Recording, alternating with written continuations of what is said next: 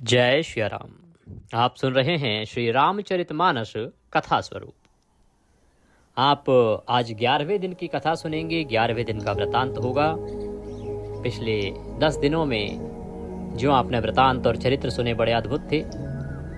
इस कथा को सुनने से आपको लाभ ये हो रहा होगा कि बहुत सी ऐसी जानकारियां आपको प्राप्त हो रही होंगी जो इससे पहले आपको ज्ञात नहीं थी। जैसे कि पहले 8 दिन की कथा में तो आपने जाना कि केवल रामचरितमानस की महिमा का वर्णन आता है, भगवान शंकर का वर्णन आता है, माता पार्वती का वर्णन आता है, देवी सती का चरित्र आता है। तब जाके भगवान रामचंद्र के जन्म का वर्णन आरंभ होता है। कब? 8 दिन की कथा के बाद। और इससे पहले केवल हमें यही लगता था कि पहले दिन से ही रामचरितमानस शुरू हो गया तो राम जी की कथा शुरू हो गई है।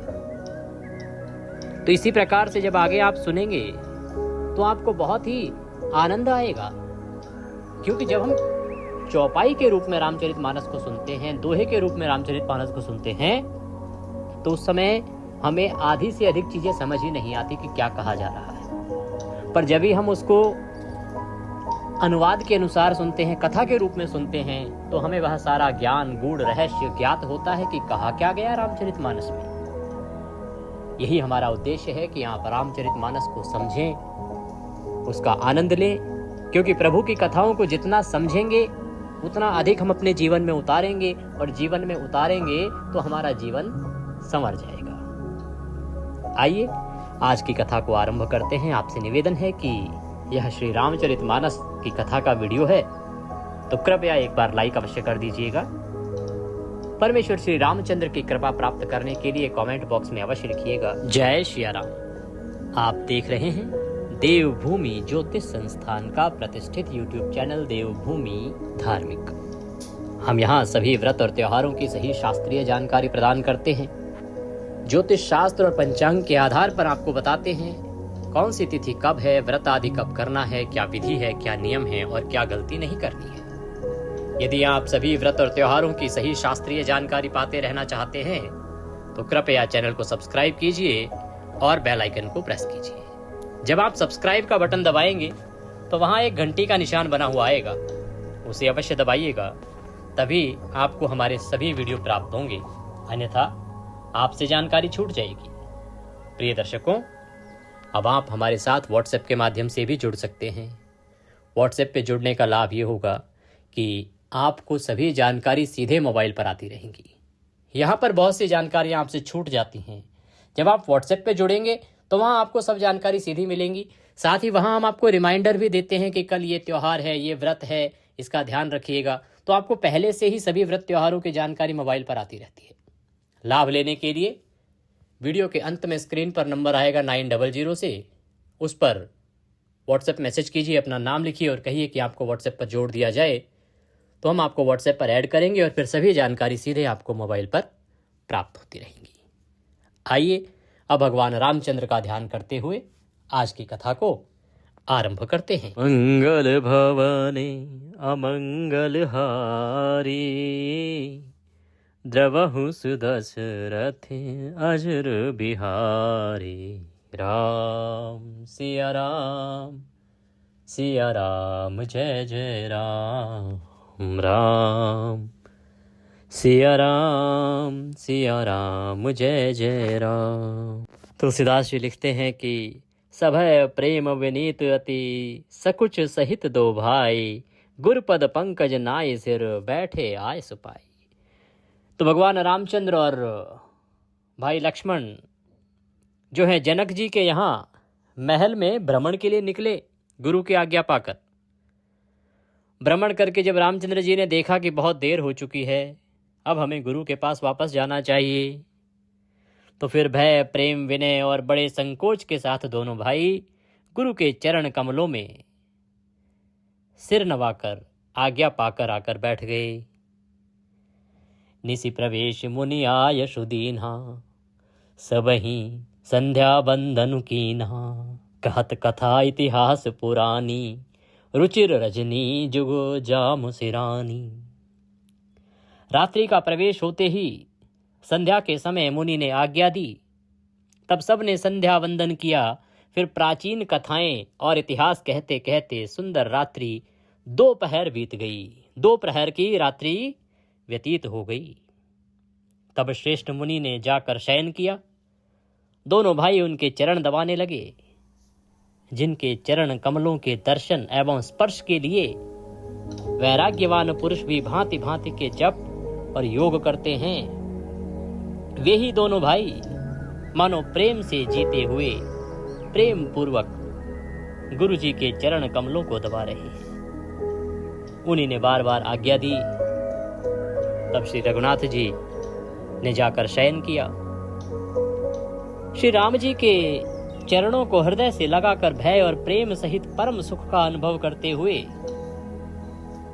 लक्ष्मण जी उनको दबा रहे हैं, भगवान के चरण दबा रहे हैं। प्रभु श्री रामचंद्र जी ने बार बार कहा, हे तात अब सो जाओ। तब वे उन चरण कमलों को हृदय में धारण करके लेटे रहे। उठे लखन निसी विगत सुनी, अरुण शिखा धुनिकान, गुरते पहले ही जगतपति, जागे राम सुजान। रात बीतने पर मुर्गे का शब्द कानों से सुनकर लक्ष्मण जी उठे। जगत के स्वामी सुजान श्री रामचंद्र जी भी गुरु से पहले ही जाग गए। सब शौच क्रिया करके वे जाकर नहाए, फिर संध्या अग्निहोत्र आदि नित्य कर्म समाप्त करके उन्होंने मुनि को मस्तक नवाया, उनकी पूजा की। और पूजा का समय जानकर गुरु की आज्ञा पाकर दोनों भाई फूल लेने के लिए चल दिए, क्योंकि अब गुरु की पूजा का समय हो रहा है। गुरुवार पूजन करेंगे, पूजन के लिए फूलों की आवश्यकता होगी, तो दोनों भाई फूल चुनने के लिए चल दिए। भूप बागुबर देखे जाई, जहां बसंत ऋतु रही लुभाई, लागे बिटप मनोहर नाना, बरन बरन बर बेली बिताना। उन्होंने जाकर राजा का सुंदर बाग देखा, जहां बसंत ऋतु लुभा कर रह गई।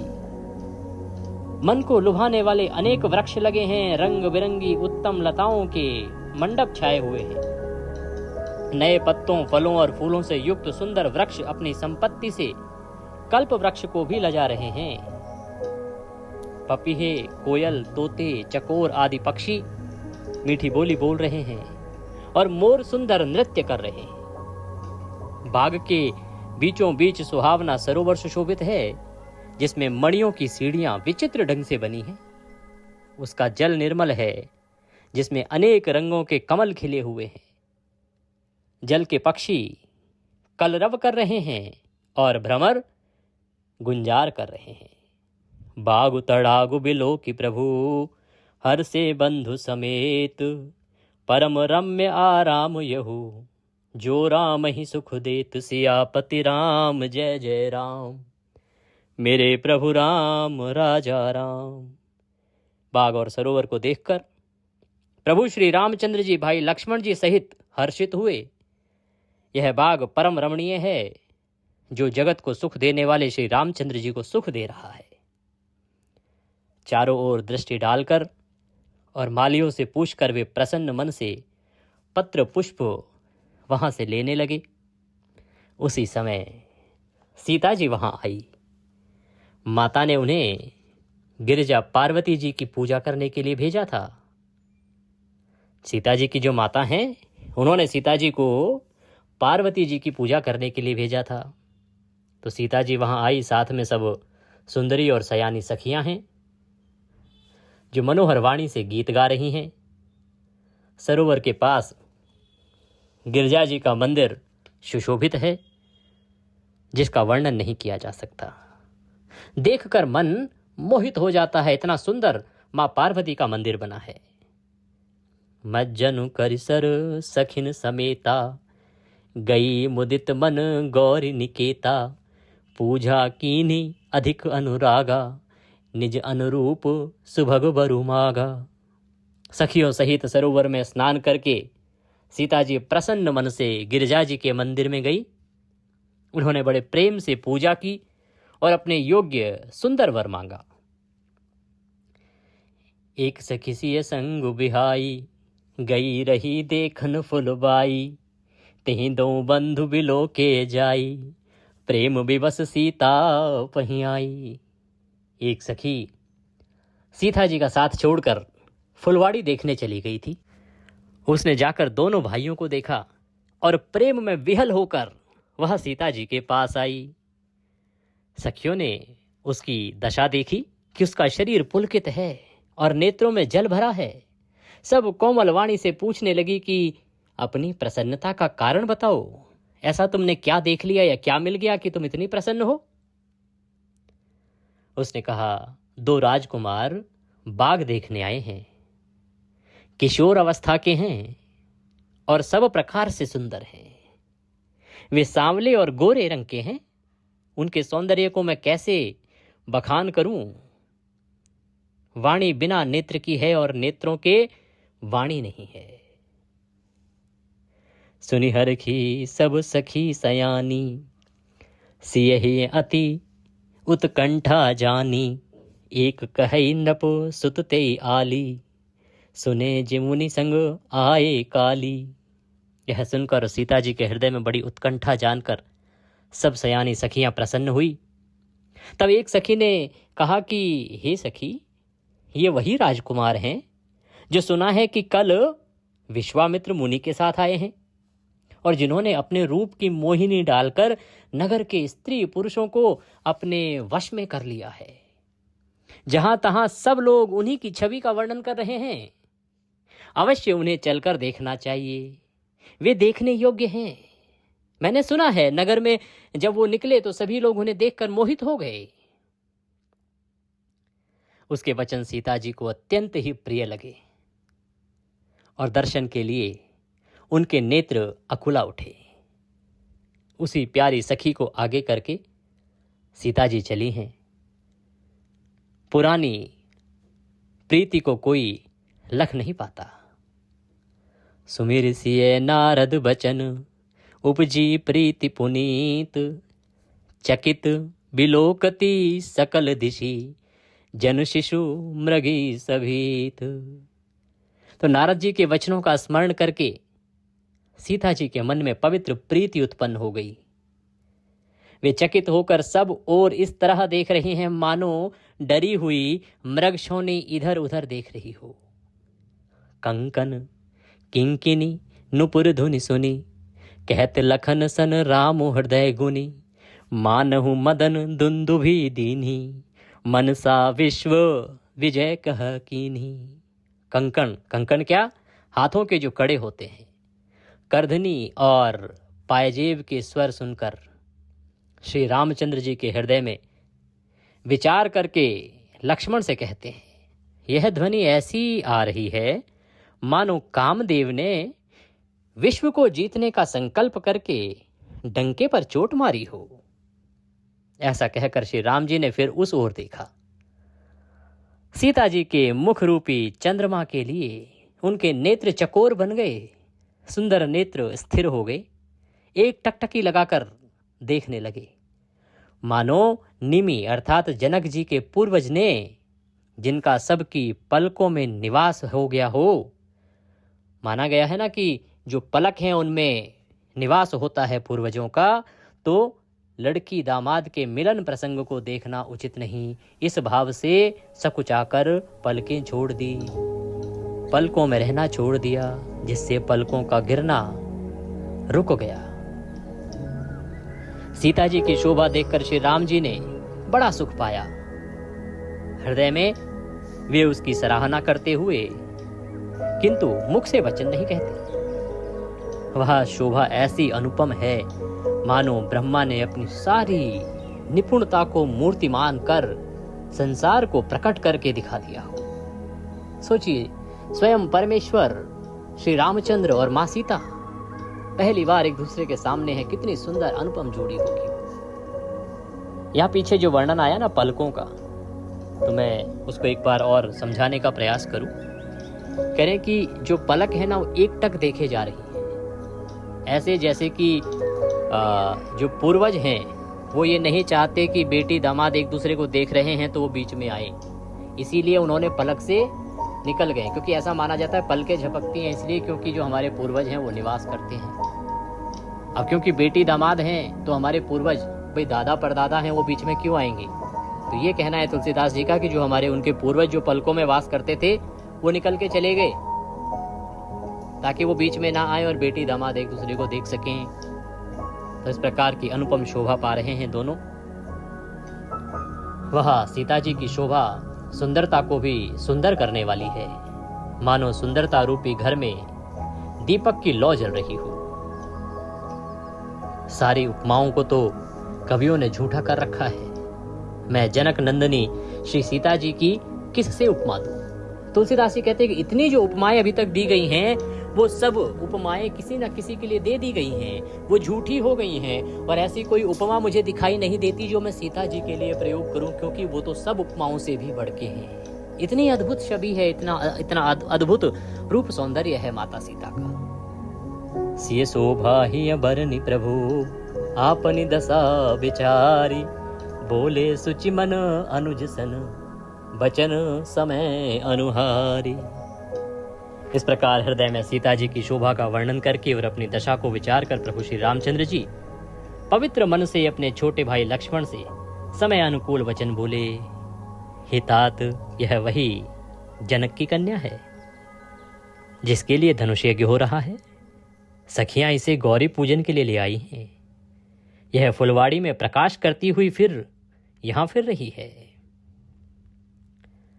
जिसकी अलौकिक सुंदरता देखकर स्वभाव से ही पवित्र मेरा मन शुद्ध हो गया है, वह सब कारण तो विधाता जाने, किंतु हे भाई सुनो, मेरे मंगलदायक दाहिने अंग फड़क रहे हैं।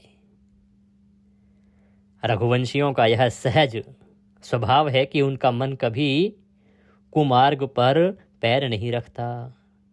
मुझे तो अपने मन का अत्यंत ही विश्वास है कि जिसने स्वप्न में भी पराई स्त्री पर दृष्टि नहीं डाली है, रण में शत्रु जिनकी पीठ नहीं देख पाते, अर्थात जो लड़ाई के मैदान में भागते नहीं, और पराई स्त्रियां जिनके मन और दृष्टि को नहीं खींच पाती, और भिखारी जिनके यहां से खाली हाथ नहीं लौटते, ऐसे श्रेष्ठ पुरुष संसार में थोड़े हैं। यूं श्री राम जी छोटे भाई से बातें कर रहे हैं, पर मन सीता जी के रूप में लुभाया हुआ है। उनके मुख रूपी कमल के छवि रूप मकरंद रस को भौरे की तरह पी रहा है। सीता जी चकित होकर चारों ओर देख रही हैं। मन इस बात की चिंता कर रहा है कि राजकुमार कहाँ चले गए। बाल मृग नयनी, मृग के छोने की सी आंखों वाली सीता जी जहां दृष्टि डालती हैं वहां मानो श्वेत कमलों की कतार बरस जाती है। तब सखियों ने लता की ओट में सुंदर श्याम और गौर कुमारों को दिखलाया। उनके रूप को देखकर नेत्र ललचा उठे। वे ऐसे प्रसन्न हुए मानो उन्होंने अपना खजाना पहचान लिया। श्री रघुनाथ जी की छवि देखकर नेत्र थकित अर्थात निश्चल हो गए। पलकों ने भी गिरना छोड़ दिया। अधिक स्नेह के कारण शरीर विहल बेकाबू हो गया, मानो शरद ऋतु के चंद्रमा को चकोरी बेसुध हुई देख रही हो। नेत्रों के रास्ते श्री राम जी को हृदय में लाकर चतुर शिरोमणि जानकी जी ने पलकों के किवाड़ लगा दिए, अर्थात नेत्र मूंद कर उनका ध्यान करने लगी। जब सखियों ने सीता जी को प्रेम के वश जाना, तब वे मन में सकुचा गई और कुछ कह न सकी।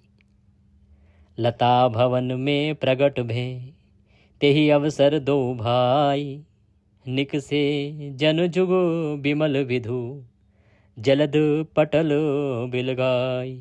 उसी समय दोनों भाई लता मंडप अर्थात कुंज में से प्रकट हुए, मानो दो निर्मल चंद्रमा बादलों के पर्दे को हटाकर निकले हों। दोनों सुंदर भाई शोभा की सीमा हैं। उनके शरीर की आभा नीले और पीले कमल की सी है। सिर पर सुंदर मोर पंख सुशोभित है। उनके बीच बीच में फूलों की कलियों के गुच्छे लगे हैं। माथे पर तिलक और पसीने की बूंदें शोभायमान हैं। कानों में सुंदर आभूषणों की छवि छाई है। टेढ़ी भौहें और घुंघराले बाल हैं। नए लाल कमल के समान रत्नारे लाल नेत्र हैं। ठोड़ी नाक गाल बड़े सुंदर हैं और हंसी की शोभा मन को मोल लिए लेती है। मुख की छवि तो मुख से कही ही नहीं जाती, जिसे देखकर बहुत से कामदेव लजा जाते हैं। वक्षः स्थल पर मणियों की माला है, शंख के सदृश सुंदर गला है, कामदेव के हाथी के बच्चे की सूंड के समान उतार चढ़ाव वाली एवं कोमल भुजाएं हैं, जो बल की सीमा है, जिसके बाएं हाथ में फूलों सहित दोनों हैं। ये सखी वह सांवला कुंवर तो बहुत ही सलोना है। केहरी कटिपट पीत धर सुषमाशील निधान, देखी भान कुल भूषण ही बिसरा सखिन अपान।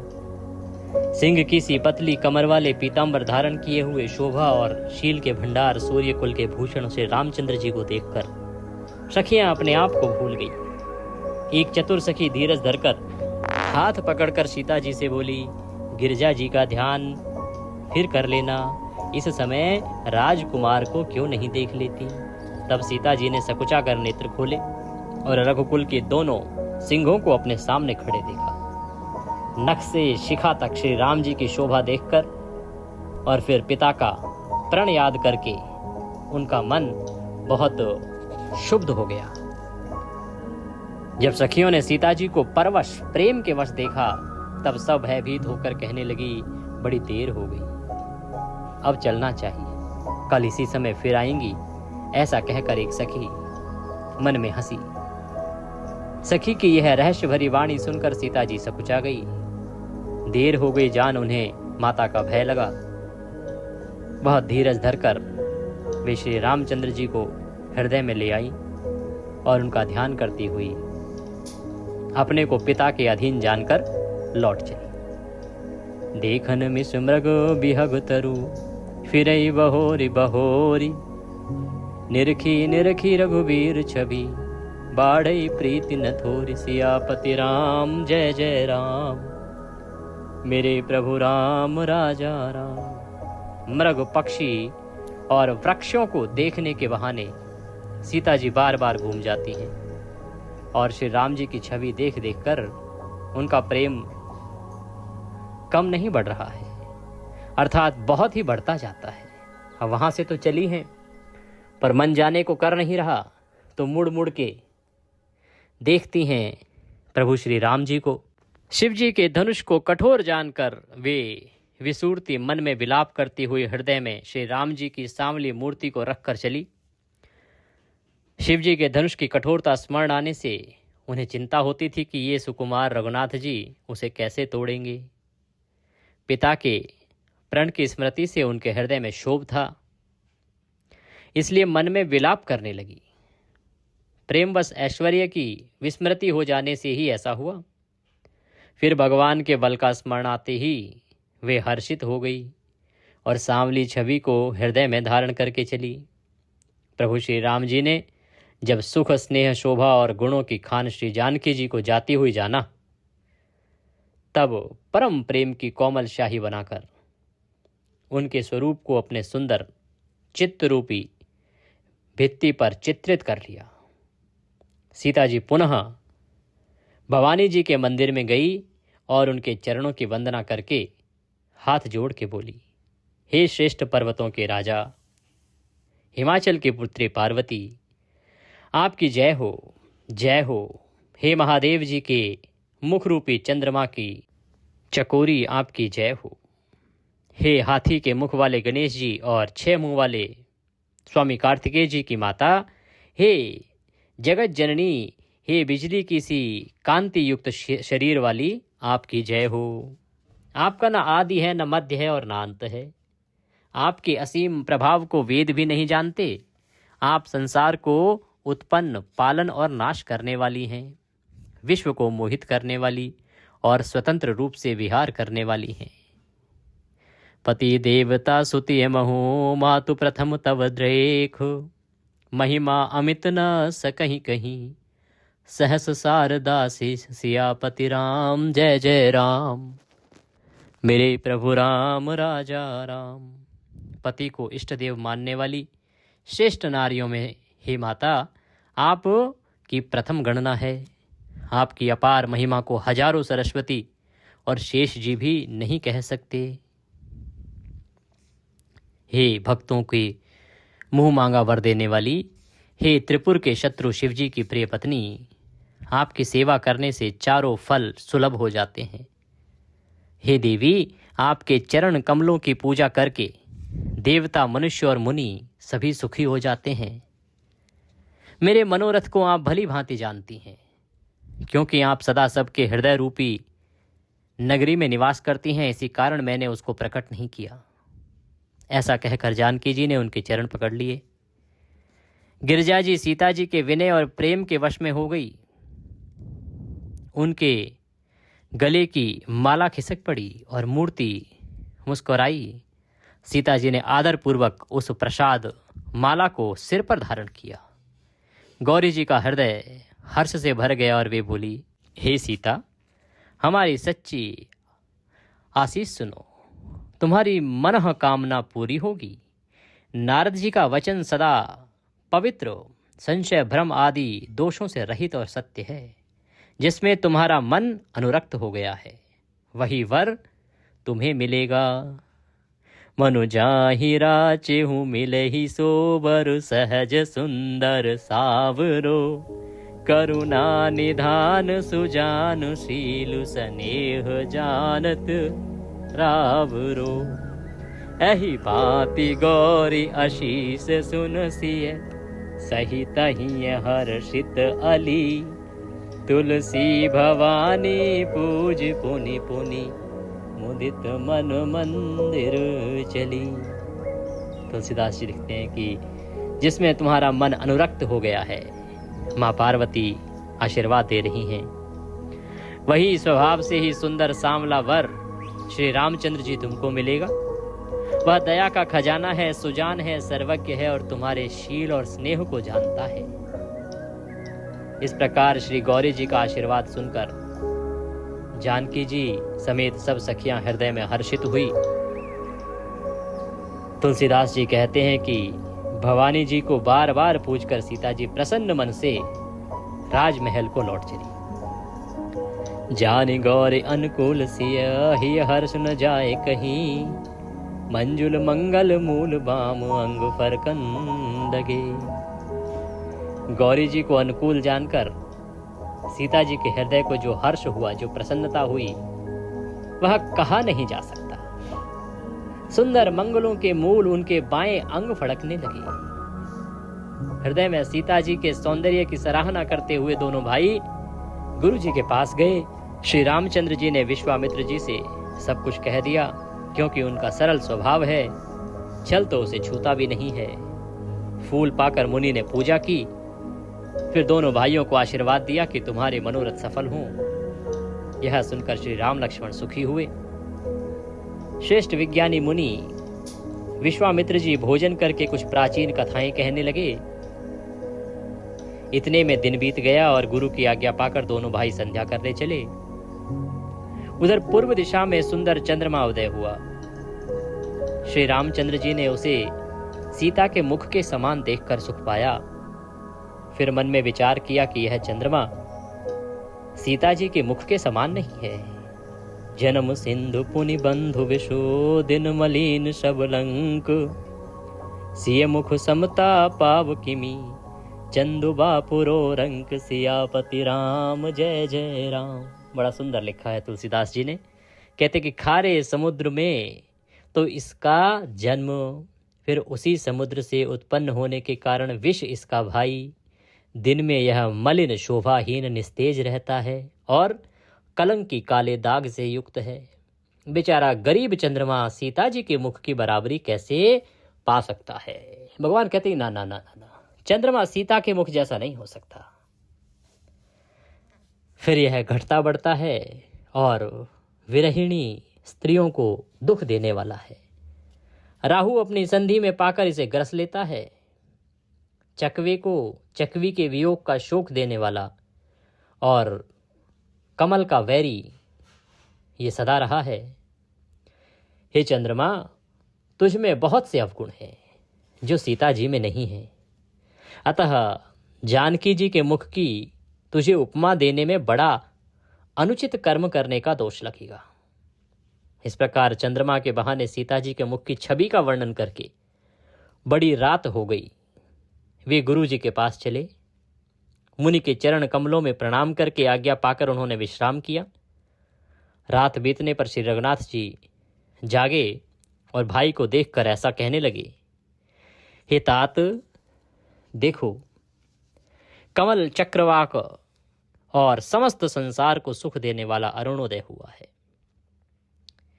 लक्ष्मण जी दोनों हाथ जोड़कर प्रभु के प्रभाव को सूचित करने वाली कोमल वाणी बोले, अरुणोदय होने से कुमुदनी सकुचा गई और तारागणों का प्रकाश भी फीका पड़ गया।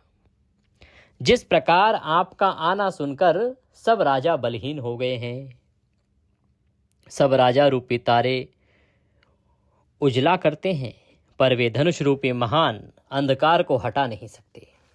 रात्रि का अंत होने से जैसे कमल, चकवे, भौरे और नाना प्रकार के पक्षी हर्षित होते हैं, वैसे ही हे प्रभु आपके सब भक्त धनुष टूटने पर सुखी होंगे।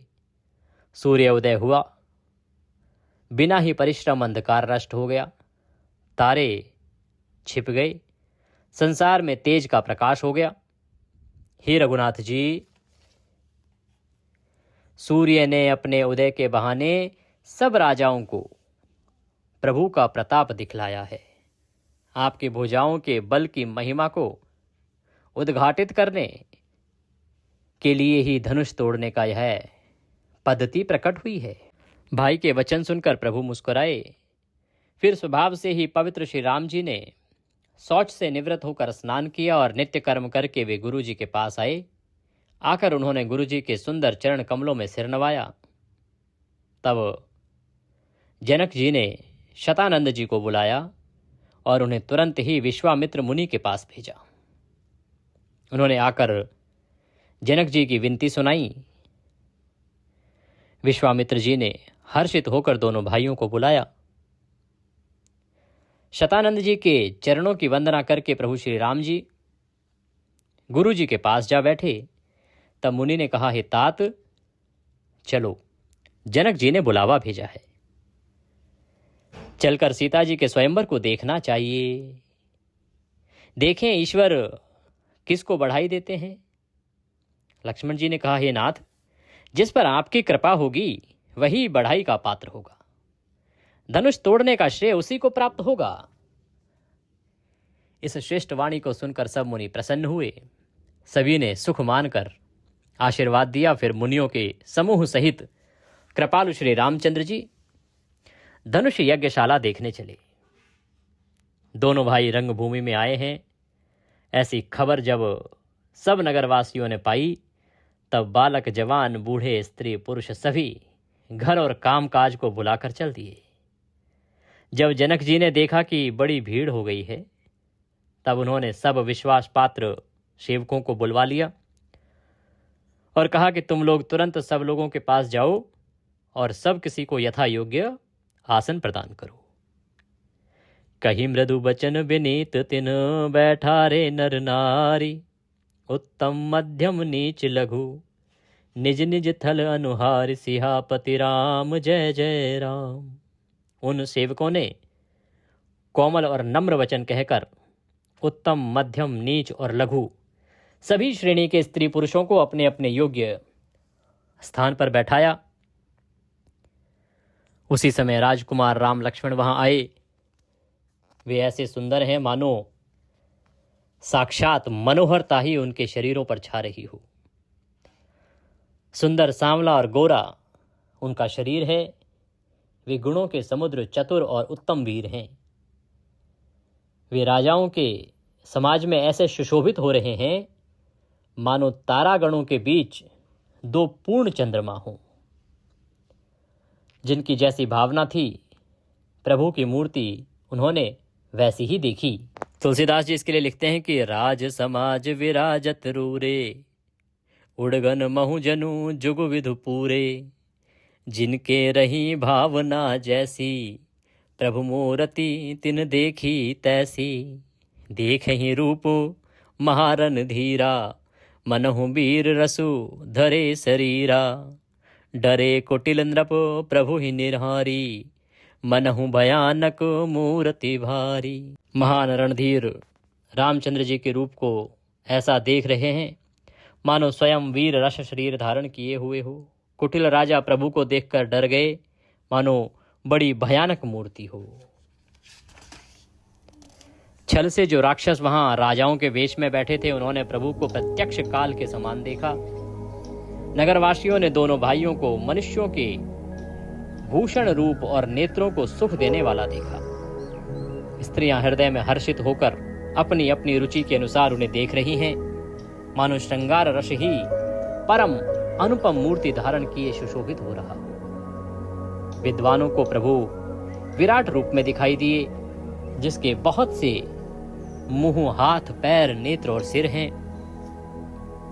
जनक जी के सजातीय कुटुंबी प्रभु को किस तरह कैसे प्रिय रूप में देख रहे हैं, जैसे सगे सज्जन संबंधी प्रिय लगते हैं। तो जिसकी जैसी जैसी भावना है, भगवान उसको वैसे वैसे ही दिखाई दे रहे हैं। जनक समेत रानियां उन्हें अपने बच्चे के समान देख रही हैं। उनकी प्रीति का वर्णन नहीं किया जा सकता। योगियों को वे शांत, शुद्ध, सम और स्वतः प्रकाश परम तत्व के रूप में दिखाई दे रहे हैं। हरिभक्तों ने दोनों भाइयों को सब सुखों के देने वाले इष्ट देव के समान देखा। सीता जी जिस भाव से श्री रामचंद्र जी को देख रही हैं, वह स्नेह और सुख तो कहने में ही नहीं आता। उस स्नेह और सुख का वे हृदय में अनुभव कर रही हैं, पर वे भी उसे कह नहीं सकती। फिर कोई कभी उसे किस प्रकार कह सकता है? इस प्रकार जिसका जैसा भाव था, उसने कौशलाधीश श्री रामचंद्र जी को वैसा ही देखा। राजत राज समाज महु, कौशल राज किशोर, सुंदर श्यामल गौर तनु, विश्व विलोचन चोर, सियापति राम जय जय राम, मेरे प्रभु राम राजा राम। मंगल भवन अमंगल हारी, द्रवहु सुदशरथ अजर बिहारी। सुंदर सांवले और गोरे शरीर वाले तथा विश्व भर के नेत्रों को चुराने वाले कौशलाधीश के कुमार राज समाज में इस प्रकार सुशोभित हो रहे हैं। दोनों मूर्तियां स्वभाव से ही मन को हरने वाली हैं। करोड़ों कामदेवों की उपमा भी उनके लिए तुच्छ है। उनके सुंदर मुख शरद पूर्णिमा के चंद्रमा की भी निंदा करने वाले हैं, और कमल के समान नेत्र मन को बहुत अधिक भाते हैं। सुंदर चित्तवन कामदेव के भी मन को हरने वाली है। वह हृदय को बहुत ही प्यारी लगती है, पर उसका वर्णन नहीं किया जा सकता। सुंदर गाल हैं, कानों में चंचल झूमते हुए कुंडल हैं, ठोड़ी और अधर होठ सुंदर हैं, कोमल वाणी है। हंसी चंद्रमा की किरणों का तिरस्कार करने वाली है। भौहें टेढ़ी और नासिका मनोहर है। चौड़े ललाट पर तिलक झलक रहे हैं। बालों को देखकर भौरे की पंक्तियां भी लजा जाती हैं। पीली चौकोनी टोपियां सिरों पर शोभित हैं, जिनके बीच बीच में फूलों की कलियां बनाई गई हैं, काढ़ी गई हैं। शंख के समान सुंदर गोल गले में मनोहर 3 रेखाएं हैं, जो मानो तीनों लोकों की सुंदरता की सीमा को बता रही हैं। कुंजर मणिकंठा कलित, उरनी तुलसी का माल, वृषभ कंध केहरी ठवनी, बल निधि बाहु विशाल, सियापति राम जय जय राम, मेरे प्रभु राम राजा राम। हृदयों पर गजमुक्ताओं के सुंदर कंठे और तुलसी की मालाएं सुशोभित हैं। उनके कंधे बैलों के कंधे की तरह ऊंचे तथा पुष्ट हैं। खड़े होने का शान सिंह की सी शोभा पा रहे हैं, और भुजाएं विशाल एवं बल की भंडार हैं। कमर में तरकश और पीतांबर बांधे हैं। हाथों में बाण और बाएं सुंदर कंधों पर धनुष तथा पीले यज्ञोपवीत सुशोभित हैं। नख से लेकर शिखा तक सब अंग सुंदर हैं। उन पर महान शोभा छाई हुई है। उन्हें देखकर सब लोग सुखी हुए नेत्र एकटक उन्हीं को देख रहे हैं और तारे पुतलियां भी नहीं चलते, अर्थात आंखें एकटक देखे जा रही हैं। जनक जी दोनों भाइयों को देखकर हर्षित हुए। तब उन्होंने जाकर मुनि के चरण कमल पकड़ लिए, विनती करके अपनी कथा सुनाई और मुनि को सारी रंगभूमि यज्ञशाला दिखलाई। दोनों श्रेष्ठ राजकुमार जहां जहां जाते हैं वहां वहां सब कोई आश्चर्यचकित हो देखने लगते हैं। सबने रामचंद्र जी को अपनी अपनी ओर से अपनी अपनी ओर ही मुख किए हुए देखा, परंतु इसका कुछ भी विशेष रहस्य कोई नहीं जान सका। मुनि ने राजा से कहा, रंगभूमि की रचना बड़ी सुंदर है। विश्वामित्र जैसे निस्पृह विरक्त और ज्ञानी मुनि से रचना की प्रशंसा सुनकर राजा प्रसन्न हुए और उन्हें बड़ा सुख मिला। सब मंचों से एक मंच अधिक सुंदर है, उज्जवल और विशाल था। राजा ने मुनि सहित दोनों भाइयों को उस पर बैठाया। प्रभु को देखकर सब राजा हृदय में ऐसे हार गए, निराश एवं उत्साहहीन हो गए, जैसे पूर्ण चंद्रमा के उदय होने पर तारे प्रकाशहीन हो जाते हैं। तो जैसे ही भगवान वहां आके बैठे, जो राजा लोग उम्मीद किए बैठे थे, उनकी उम्मीदें समाप्त हो गई। उनके तेज को देखकर सबके मन में ऐसा विश्वास हो गया कि श्री रामचंद्र जी ही धनुष को तोड़ेंगे, और इसमें संदेह नहीं है। इधर उनके रूप को देखकर सबके मन में यह निश्चय हो गया कि शिवजी के विशाल धनुष को जो संभव है कि ना टूट सके, बिना तोड़े भी सीता जी श्री रामचंद्र जी को ये गले में जयमाला डालेंगी, अर्थात दोनों तरह से ही हमारी हार होगी और विजय श्री रामचंद्र जी के हाथ रहेगी। यूँ सोचकर वे कहने लगे कि हे भाई, ऐसा विचार कर यश प्रताप बल और तेज गंवाकर अपने अपने घर चलो। दूसरे राजा जो अविवेक से अंधे हो रहे थे, अभिमानी थे, यह बात सुनकर बहुत हंसे। उन्होंने कहा, धनुष तोड़ने पर भी विवाह होना कठिन है, फिर बिना तोड़े तो राजकुमारी को ब्याह ही कौन सकता है। काल ही क्यों न हो, एक बार तो सीता के लिए उसे भी हम युद्ध में जीत लेंगे। यह घमंड की बात सुनकर दूसरे राजा जो धर्मात्मा, हरिभक्त और सयाने थे, वो मुस्कुराए। तो सभी राजाएं जो अपने हिसाब से वक्तव्य दे रहे हैं, जो घमंडी हैं वो घमंड दिखा रहे हैं, जो सरल स्वभाव के हैं वो समझ गए कि प्रभु साक्षात आ गए, अब कोई संभावना नहीं कि सीता जी किसी और का वर्ण करेंगी, तो यहाँ बैठ के करें क्या। उन्होंने कहा कि राजाओं के गर्व दूर करके श्री रामचंद्र जी सीता जी को ब्याहेंगे। महाराज दशरथ के रण में बाके पुत्रों को युद्ध में तो जीत ही कौन सकता है।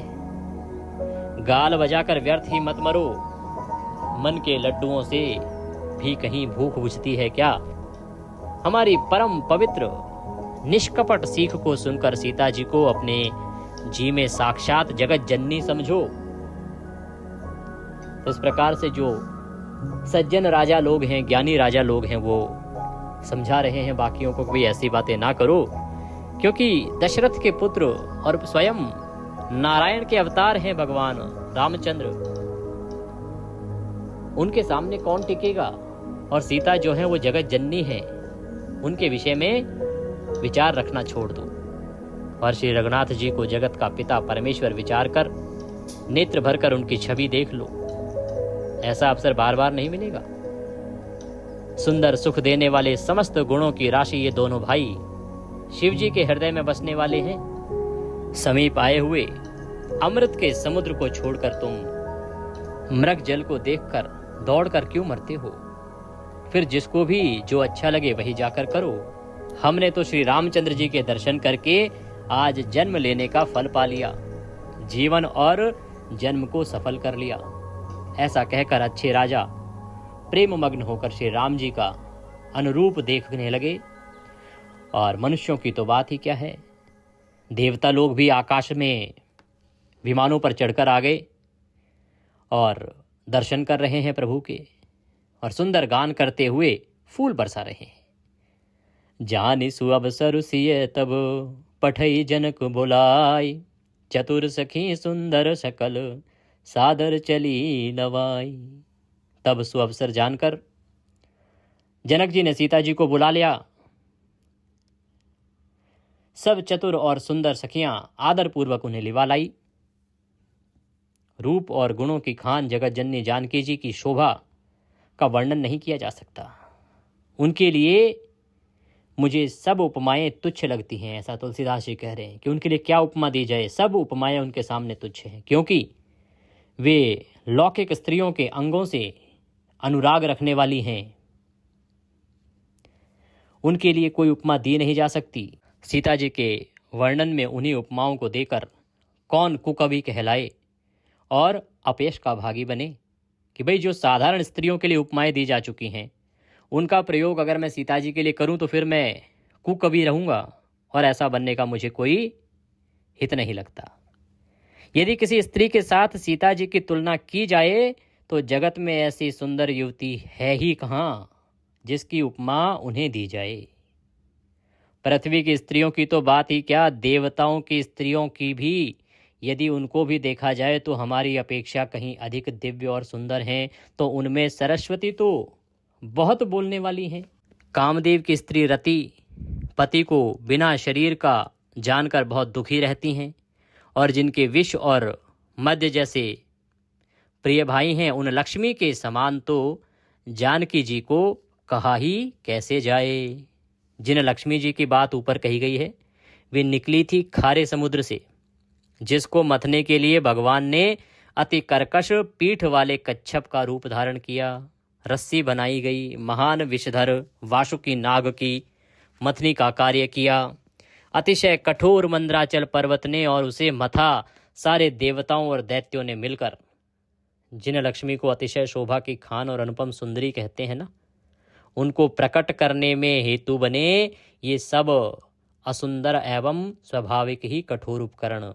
ऐसे उपकरणों से प्रकट हुई लक्ष्मी श्री जानकी जी की समता को कैसे पा सकती हैं।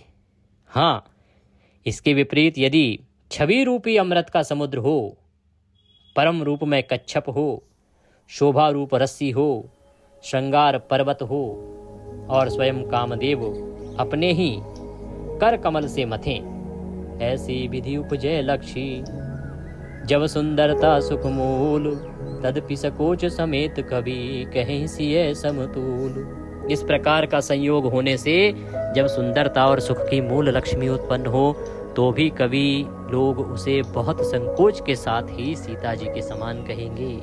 तो कह रहे हैं तुलसीदास जी की सीता के समान तो कोई है ही नहीं, किसे उपमा दो, कौन सी उपमा दो उन्हें। सयानी सखियां सीता जी को साथ लेकर मनोहर वाणी से गीत गाती हुई चली।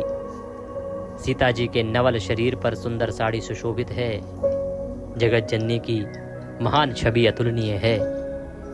सब आभूषण अपनी अपनी जगह पर शोभित हैं, जिन्हें सखियों ने अंग अंग में भली भांति सजाकर पहनाया है। जब सीता जी ने रंग भूमि में पैर रखा तब उनका दिव्य रूप देखकर स्त्री पुरुष सभी मोहित हो गए। देवताओं ने हर्षित होकर नगाड़े बजाए और पुष्प वर्षाकर अप्सराएं गाने लगी।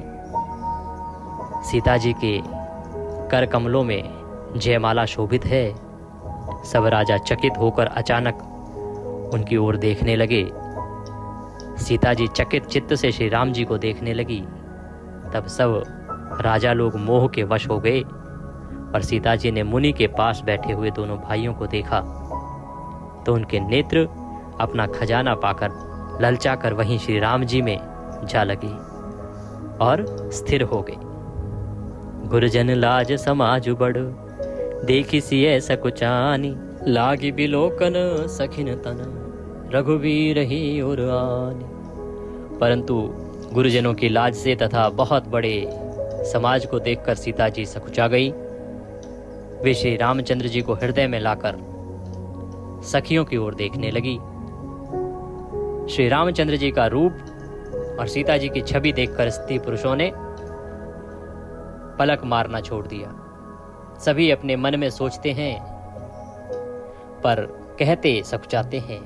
मन ही मन में विधाता से विनय करते हैं, हे विधाता, जनक की मूढ़ता को शीघ्र हर लीजिए और हमारी ही ऐसी सुंदर बुद्धि उन्हें दीजिए जिससे बिना ही विचारे किए राजा अपना प्रण छोड़कर सीता जी का विवाह राम जी से कर दें। सबके मन में ये विचार आ रहा है। सब सोच रहे कि न जाने क्यों जनक ने ये प्रतिज्ञा ले ली कि जो धनुष तोड़ेगा उसी से ब्याहेंगे। अरे कहीं ये बालक धनुष ना तोड़ पाया तो ये तो अनुचित हो जाएगा। जनक को ये हठ छोड़ देना चाहिए और तुरंत ही सीता जी का विवाह श्री रामचंद्र जी के साथ कर देना चाहिए। संसार उन्हें भला कहेगा क्योंकि यह बात सब किसी को अच्छी लगती है। हठ करने से अंत में भी हृदय जलेगा। सब लोग इसी लालसा में मग्न हो रहे हैं कि जानकी जी के योग्य वर तो यह सांवला ही है। तब राजा जनक ने बंदी जनों को बुलाया। वे विरुदावली गाते हुए चले आए। राजा ने कहा, जाकर मेरा प्रण सबसे कहो। भाट चले उनके हृदय में कम आनंद न था। बोले बंदी बचन वर सुनहु सकल महिपाल।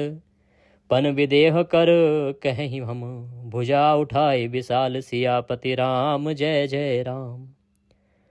भाटों ने श्रेष्ठ वचन कहा, हे पृथ्वी की पालन करने वाले सब राजागण, सुनिए, हम अपनी भुजा उठाकर जनक जी का विशाल प्रण कहते हैं।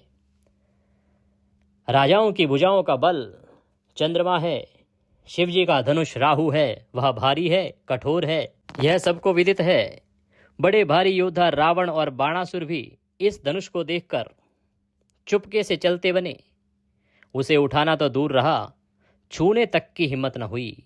उसी शिव जी के धनुष को आज इस राजसभा में जो भी तोड़ेगा, तीनों लोगों की विजय के साथ ही उसको जानकी जी बिना किसी विचार के हठ पूर्वक वरण करेंगी। प्रण सुनकर सब राजा ललचा उठे। जो वीरता के अभिमानी थे वे मन में बहुत ही तमतमाए, कमर कसकर अकुलाकर उठे और अपने इष्ट देवों को सिर नवाकर चले। वे तमक्कर बड़े ताव से शिवजी के धनुष की ओर देखते हैं और फिर निगाह जमाकर उसे पकड़ते हैं। करोड़ों भांति से जोर लगाते हैं पर वह उठता ही नहीं। जिन राजाओं के मन में कुछ विवेक है वे धनुष के पास ही नहीं जाते। तम की धरहि धनु मूढ़ नृप उठई न चलई लजाय। मनहु पाहि भट बाहुबलो अधिकु अधिकु गरुआई। वे मूर्ख राजा तमक्कर धनुष को पकड़ते हैं परंतु जब उन्हीं से नहीं उठता तो लजाकर चले जाते हैं। मानो वीरों की भुजाओं का बल पाकर वह धनुष अधिक अधिक और अधिक भारी होता जाता है। तब 10,000 राजा एक ही बार धनुष को उठाने लगे तो भी वह उनके टाले नहीं टलता। शिवजी का वह धनुष कैसे नहीं डिगता था, जैसे कामी पुरुष के वचनों से सती का मन कभी चलायमान नहीं होता। सब राजा उपहास के योग्य हो गए, जैसे वैराग्य के बिना सन्यासी उपहास के योग्य हो जाता है। कीर्ति, विजय, बड़ी वीरता, इन सबको वे धनुष के हाथों बरबस हार कर चले गए। राजा लोग हृदय से हार कर श्रीहीन हो गए और अपने अपने समाज में जा बैठे। राजाओं को असफल देखकर जनक अकुला उठे और ऐसे वचन बोले जो मानो क्रोध में सने हुए थे। राजा जनक कहते हैं, मैंने जो प्रण ठाना था उसे सुनकर द्वीप द्वीप के अनेकों राजा आए। देवता और दैत्य भी मनुष्यों का शरीर धारण करके आए तथा और भी बहुत से रणधीर वीर आए। कुंवरी मनोहर विजय बड़ी कीरति अति कमनीय। पावनिहार बिरंचि जनु रचेउ न धनु दमनीय। परंतु धनुष को तोड़कर मनोहर कन्या, बड़ी विजय और अत्यंत सुंदर कीर्ति को पाने वाला मानो ब्रह्मा ने किसी को रचा ही नहीं। कहिए यह लाभ किसको अच्छा नहीं लगता, परंतु किसी ने भी शंकर जी का धनुष नहीं चढ़ाया। अरे भाई, चढ़ाना और तोड़ना तो दूर रहा, कोई तिल भर भूमि भी डिगा न सका, उसे हिला भी न सका। अब कोई वीरता का अभिमानी नाराज न हो। मैंने मान लिया पृथ्वी वीरों से खाली हो गई, अब आशा छोड़कर अपने अपने घर जाओ। ब्रह्मा ने सीता का विवाह लिखा ही नहीं। यदि प्रण छोड़ता हूं तो पुण्य जाता है, इसलिए क्या करूं, कन्या कुमारी ही रहे। यदि मैं जानता कि पृथ्वी वीरों से शून्य है तो प्रण करके उपहास का पात्र न बनता। जनक के वचन सुनकर सभी स्त्री पुरुष जानकी जी की ओर देखकर दुखी हुए, परंतु लक्ष्मण जी तमतमा उठे। उनकी भौहें टेढ़ी हो गई, होठ फड़फड़ाने लगे और नेत्र क्रोध से लाल हो गए, क्योंकि राजा जनक ने कहा कि अब ये पृथ्वी लगता है वीरों से हीन हो गई, अब इस पृथ्वी पर कोई वीर ही नहीं रहा। ये सुन के लक्ष्मण जी को क्रोध आना स्वाभाविक था। तुलसीदास जी लिखते हैं कि कहीं न सकत रघुवीर डर, लगे बचन जनुबान, नाई राम पद कमल सिरु, बोले गिरा प्रमाण। श्री रघुवीर जी के डर से कुछ कह तो सकते नहीं, पर जनक के वचन उन्हें बाण जैसे लगे। जब ना रह सके तब श्री रामचंद्र जी के चरण कमलों में सिर नवाकर वे यथार्थ वचन बोले। लक्ष्मण कहते हैं कि रघुवंशियों में कोई भी जहां होता है उस समाज में ऐसे वचन कोई नहीं कहता, जैसे अनुचित वचन रघुकुल शिरोमणि श्री राम जी को उपस्थित जानते हुए भी जनक जी ने कहे हैं। हे सूर्य कुल रूपी कमल के सूर्य, सुनिए, मैं स्वभाव ही से कहता हूं, कुछ अभिमान करके नहीं। यदि आपकी आज्ञा पाऊं तो मैं ब्रह्मांड को गेंद की तरह उठाकर फेंक सकता हूं और उसे कच्चे घड़ों की तरह फोड़ सकता हूं। मैं सुमेरु पर्वत को मूली की तरह तोड़ सकता हूं, और हे भगवान, आपके प्रताप की महिमा से यह बेचारा पुराना धनुष तो कौन चीज है। ऐसा जानकर हे नाथ, आज्ञा हो तो कुछ खेल करूं। उसे भी देखिए, धनुष को कमल की डंडी की तरह चढ़ाकर उसे 100 योजन तक दौड़ा चले लिए जाऊं। तोरो छत्रक दंड जिमी तब प्रताप बलनाथ, जो न करो प्रभु पद शपथ, कर्ण धरो धनु भाथ। हे नाथ, आपके प्रताप के बल से धनुष को कुकुरमुत्ते की तरह तोड़ दूं। यदि ऐसा ना करूं तो प्रभु के चरणों की शपथ, मैं धनुष और तरकश को कभी हाथ में भी नहीं लूंगा। लखन सकोप बचन जे बोले, डगमगानी मही दिग्गज डोले, सकल लोग सब भूप डराने, सिए ही हर्ष जन को सकुचाने। जो ही लक्ष्मण जी क्रोध भरे वचन बोले कि पृथ्वी डगमगाने लगी और दिशाओं के हाथी कांप उठे। सभी लोग और सब राजा डर गए। सीता जी के हृदय में हर्ष हुआ और जनक जी सकुचा गए। गुरु विश्वामित्र जी, श्री रघुनाथ जी और सब मुनि मन में प्रसन्न हुए और बार बार पुलकित होने लगे। श्री रामचंद्र जी ने इशारे से लक्ष्मण को मना किया और प्रेम सहित अपने पास बैठा लिया।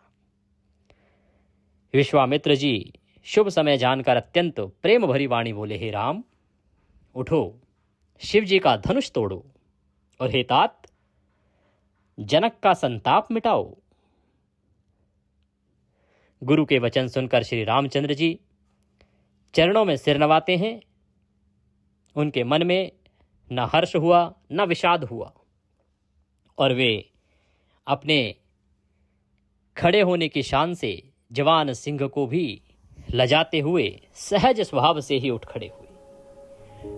उदित उदय गिरी मंच पर रघुबर बाल पतंग, बिकसे तंज सरोज सब हर्षे लोचन भृंग। सियापति राम जय जय राम, मेरे प्रभु राम राजा राम। मंच रूपी उदयाचल पर रघुनाथ जी रूपी बाल सूर्य के उदय होते ही सब संत रूपी कमल खिल उठे और नेत्र रूपी भौरे हर्षित हो गए।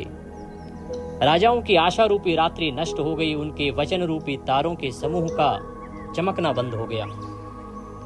अभिमानी राजा रूपी कुमुद संकुचित हो गए और कपटी राजा रूपी उल्लू छुप गए। मुनि और देवता रूपी चकवे शोक रहित हो गए। वे फूल बरसाकर अपनी सेवा प्रकट कर रहे हैं। प्रेम सहित गुरु के चरणों की वंदना करके श्री रामचंद्र जी ने मुनियों से आज्ञा मांगी। समस्त जगत के स्वामी श्री रामचंद्र जी सुंदर मत वाले श्रेष्ठ हाथी की सी चाल से स्वाभाविक ही चले। श्री रामचंद्र जी के चलते ही नगर भर के सब स्त्री पुरुष सुखी हो गए और उनके शरीर रोमांच से भर गए। उन्होंने पितरों और देवताओं की वंदना करके अपने पुण्यों का स्मरण किया। यदि हमारे पुण्यों का भी प्रभाव हो तो हे गणेश गोसाई, रामचंद्र जी शिव जी के धनुष को कमल की डंडी की भांति तोड़ डाले। राम ही प्रेम समेत लखी सखिन समीप बोलाई, सीता मातु स्नेह बस बचन कहे बिलखाई। सियापति राम जय जय राम, मेरे प्रभु राम राजा राम। श्री रामचंद्र जी को प्रेम के साथ देखकर और सखियों को समीप बुलाकर सीता जी की माता स्नेहवश विलख कर विलाप करती हुई सी ये वचन बोली, हे सखी, ये जो हमारे हितु कहलाते हैं वे भी सब तमाशा देखने वाले हैं। कोई भी गुरु विश्वामित्र जी को समझाकर नहीं कहता कि ये राम जी बालक हैं, इनके लिए ऐसा हठ अच्छा नहीं है।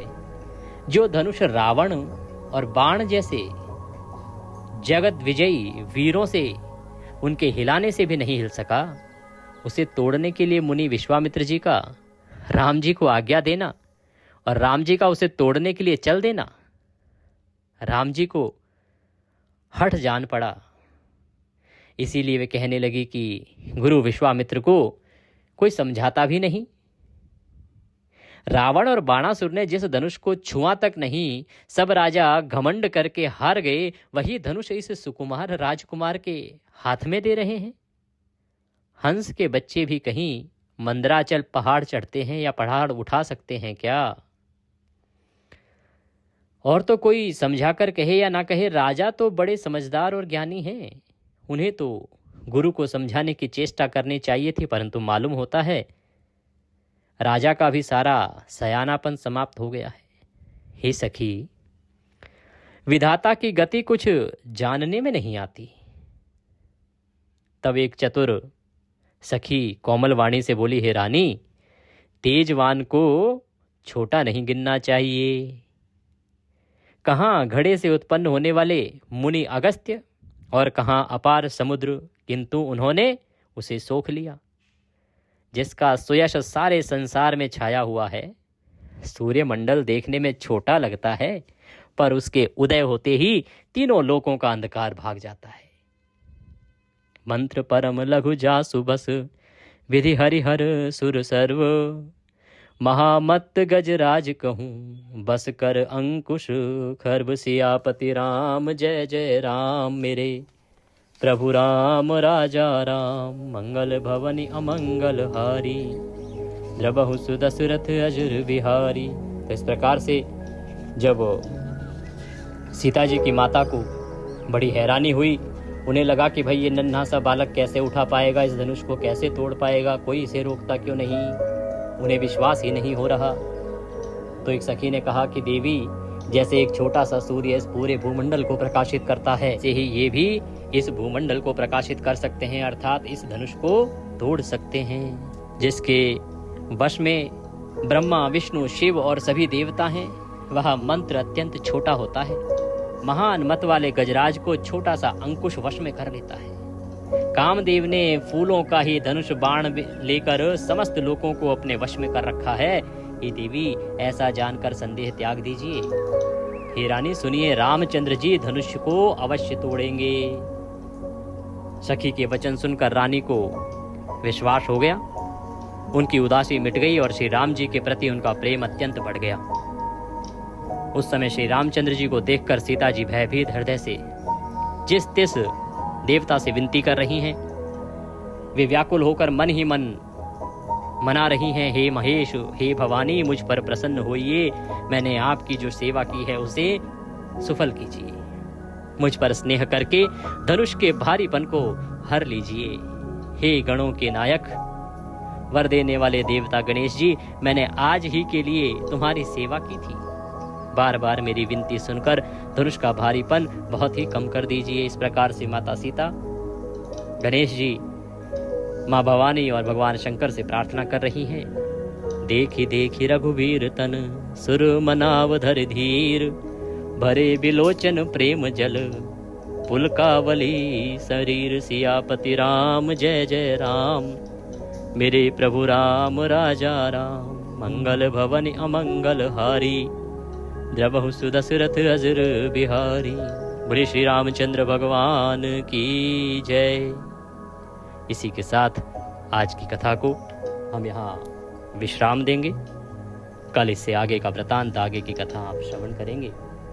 आज की कथा के निमित्त यदि दक्षिणा आदि कुछ भी अर्पित करना चाहते हैं तो आपकी स्क्रीन पर नंबर आ रहा होगा 900 से, उस पर भेज सकते हैं, या जो QR कोड हमने स्क्रीन पर दिया है उसको स्कैन करके उस पर भी भेज सकते हैं। प्रिय दर्शकों, एकादशी का व्रत आपने आज किया होगा 15 मार्च को। 16 मार्च को इसका पारण है और पारण का वीडियो भी हमने अपलोड कर दिया है। पारण के दिन तुलसी माता की कथा सुनी जानी चाहिए, वो हमने अलग से आपको अपलोड की है, क्योंकि अगर रामचरितमानस के पाठ के साथ उसे सुनाएंगे तो ये वीडियो और बड़ा हो जाएगा। तो वह कथा अवश्य सुन लीजिएगा। पारण के लिए शुभ समय जो है वो सूर्य उदय से वो 1.5 घंटे तक कहा गया है इस दिन के लिए, 16 तारीख के लिए। तो 6:30 से और 8 के बीच में आप पारण करें, कल्याणकारी रहेगा। आगे नवरात्रि आ रही है, उसका ध्यान दीजिएगा, वीडियो मैंने उपलब्ध कराया है, और अमावस्या भी आ रही है, उसकी जानकारी भी चैनल पर उपलब्ध है। कुछ और पूछना चाहें, कहना चाहें तो कमेंट बॉक्स में लिख के पूछ सकते हैं, या व्हाट्सएप पर अगर अभी तक आप नहीं जुड़े हैं तो जुड़ जाइए। स्क्रीन पर नंबर आ रहा है, अभी मैसेज कीजिए व्हाट्सएप पर, अपना नाम लिखिए और कहिए कि आपको व्हाट्सएप पर ऐड कर दिया जाए, तो हम आपको अपने साथ जोड़ेंगे और फिर सभी जानकारियां, सभी वीडियो सीधे मोबाइल पर आते रहेंगे। आज के लिए इतना ही। भगवान रामचंद्र सब पर कृपा करें। जय श्री राम।